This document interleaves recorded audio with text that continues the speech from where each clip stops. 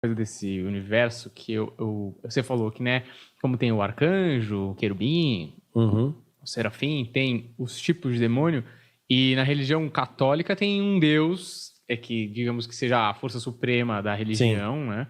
Então, tem vários tipos de demônio, mas eu queria saber se tem o Satã, que é o principal articulador de tudo isso. Tem. Esse aí é que eu me confundo um pouco. Esse cara que é o grande articulador do satanismo é o Lúcifer que caiu, ou esse cara já existia há muito tempo antes? Como que é, vamos dizer assim, o mito, tem o mito de criação da igreja, né, de Deus, sei lá, como que é essa origem, vamos dizer assim? Entendi. Sabe? Excelente. Sim, entendi. Desde quando ele está operando. Né? Como que isso surgiu? O nome dele já foi dito pela literatura judaica como Samael, né? Mas não tem nada a ver. É Lúcifer mesmo, que fala em Isaías, é o portador de luz.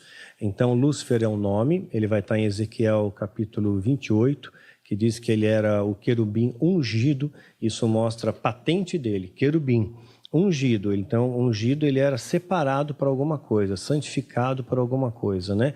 E diz que era perfeito nos seus caminhos, né? Que era uma pessoa, que era um anjo do bem. Só que você só pode invejar quem você está perto. Ele estava muito perto de Deus, ele teve inveja de Deus, quis ser como Deus.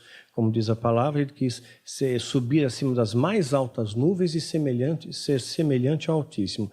Então, ele quis ser Deus. Ele quis ser Deus. A partir do momento que ele quer ser Deus, ele se transforma, Lúcifer se transforma em Satanás, que na verdade é só um adjetivo, não é um nome. Satanás é uma palavra em hebraica que quer dizer Satã, né? O adversário. Né? E a palavra diabo vem de diabolos, vem do grego, é aquele que traz divisão. São adjetivos só, mas o nome é Lúcifer. Né? O resto são só adjetivos. Né? E ele sim é o majoritário. Agora, o poder de persuasão dele é inacreditável. Ele enganou a terça parte dos anjos. A terça parte, isso não é pouco. Quando a gente imagina em terça parte dos anjos, quando a gente faz uma projeção para a Terra, temos 7 bilhões e meio de pessoas aqui, né? A gente vai ter uma ideia, a terça parte, né?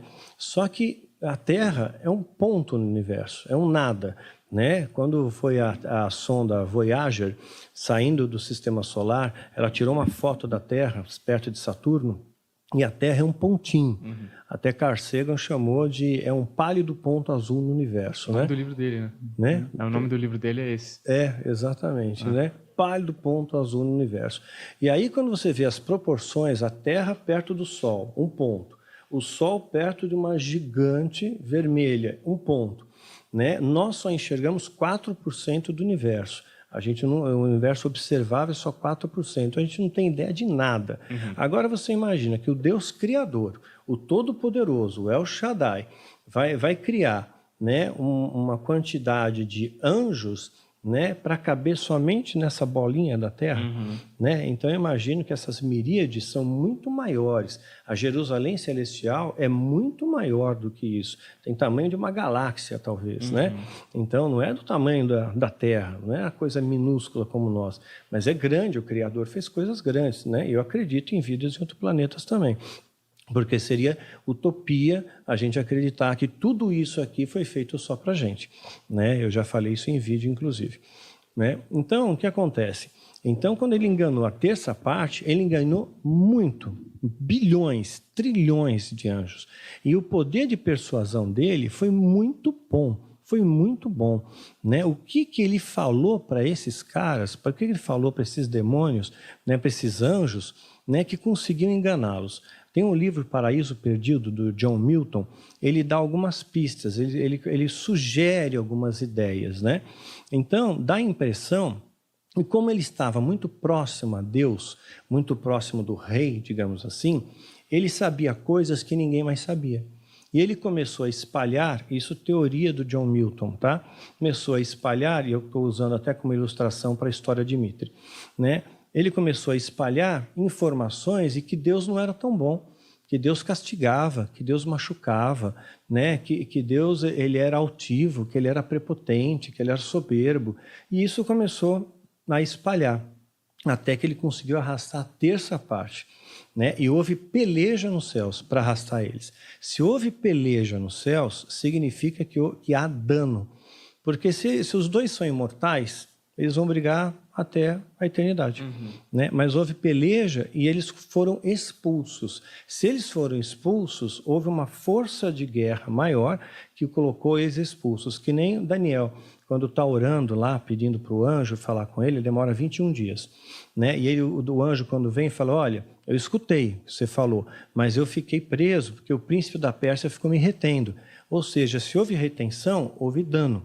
Houve combate, porque senão eles estariam brigando para toda a posteridade. Então existe dano nessas batalhas, existe dano nesses confrontos, né? Por isso que a árvore da vida diz que traz cura para as nações, né? Então as folhas da árvore da vida traz cura. Então eu entendo que essas folhas trazem cura para feridas e combate, quer seja dos anjos, quer sejam de pessoas que chegam machucadas no céu, né? Alguma coisa assim. Mas ele consegue sim, trouxe toda essa galera para cá, houve peleja real, né? Mas ele só consegue aparecer dentro do contexto ritual. Fora do contexto ritual não pode. Os anjos já conseguem, você tinha falado que eles já conseguem. Sim. Você já teve contato com algum anjo? Tive, pontual, você vem convertido há 22 anos, né? E mais, né? 23 anos. E eu tive, sim, contato com alguns anjos. Casos muito pontuais, né? Tive 8 vezes, mas muito pontuais.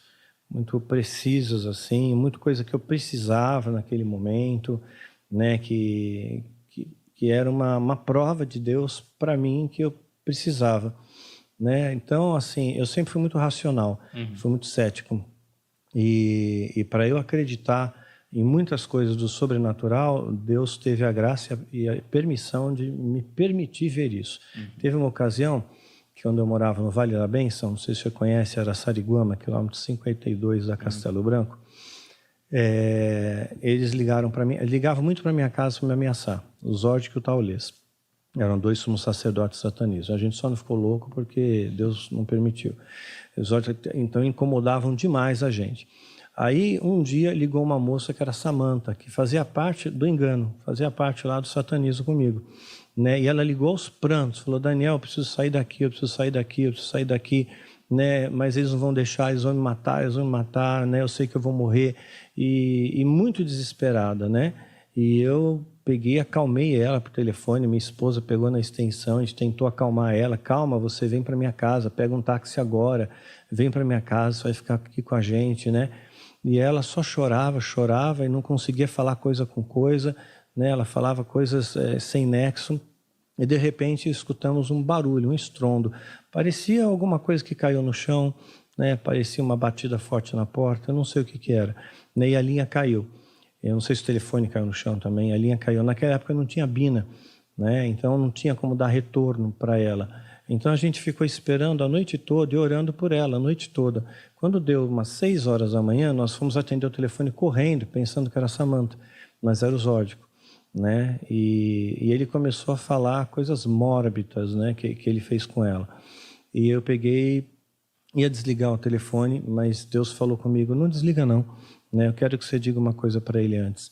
Né? E eu falei o que Deus mandou dizer, e a sensação que eu tinha é que ele ia ficar com muito medo, que ele ia ficar apavorado com aquilo, né? Eu falei, puxa vida, né? Deus me dá autoridade para falar então, né? Eu falei, olha, é o seguinte, né? Se você não se arrepender, você vai morrer. Assim como o anjo da morte passou no Egito e matou os primogênitos, vai matar você também. E você vai para o inferno. E aí quando eu falei isso, né? E eu falei com muita autoridade, falei com verdade, falei acreditando no que eu estava falando, ele riu na minha cara. Riu na minha cara, debochou, falou um monte de palavrão, e eu fiquei com cara de Juca do outro lado, né? E desliguei o telefone, né? Falei, poxa, Senhor. E ele falou, me deu dia e hora que ia me matar. Vou te matar no tal dia, tal hora, você está morto. E aí eu nem comentei muito isso com a minha esposa, né? Só nós dois sabíamos. E a gente pensou, bom, não vamos falar com ninguém, porque não adianta, a gente era muito sozinho. Né? Quando me converti, a igreja me tratava como parte leprosa do corpo. Tinham medo de que a maldição vinha em mim, ricocheteava e batia em outra pessoa. Né? Tanto é que o meu pastor, ele era candidato à presidência da República. Fizeram um ato profético lá em... onde foi? Porto Seguro? Em Porto Seguro. 500 anos do descobrimento do Brasil, ungiram ele apóstolo e ele ia ser o candidato a presidente do Brasil. E ele falou para mim, não fala que você é da minha igreja. E se você falar que você é da minha igreja, vai prejudicar a minha candidatura. Como um ex-satanista faz parte da minha igreja, né? Então aquilo doeu muito no meu coração, né? Eu falei, puxa vida, caramba, né? E depois, né, quando ele não ganhou, obviamente, né? Depois ele tentou deputado federal e falou a mesma coisa para mim, não fala que você é da minha igreja. Então não tinha apoio da igreja, não tinha apoio de nada. As pessoas tinham medo de mim, tinham medo que ricocheteasse, respingasse a maldição, né?